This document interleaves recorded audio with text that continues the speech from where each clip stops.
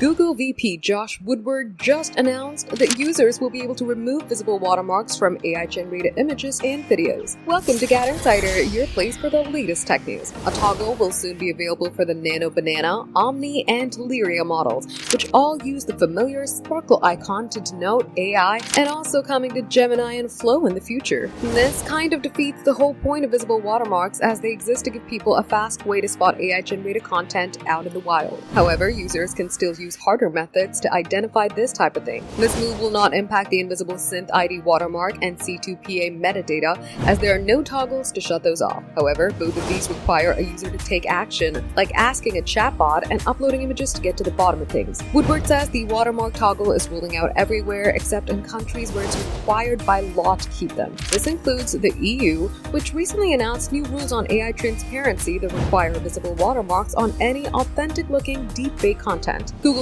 change highlights how labeling AI-generated content is evolving. Visible watermarks are a great tool to help regular people identify deepfakes quickly, which in turn can help us live in a shared reality. However, they can be a hindrance to those who use AI tools for creative work. Speaking of watermarks, Suno has also announced new transparency tools that include some kind of labeling system that shows if a song has been AI-generated when it appears on another platform. Anthropic also made a fairly major move, announcing it was adding invisible C2PA-based watermarks on text and files generated by Claude. For more updates, subscribe to GadInsider, like and share the video, and don't forget to press the bell icon so you never miss any update.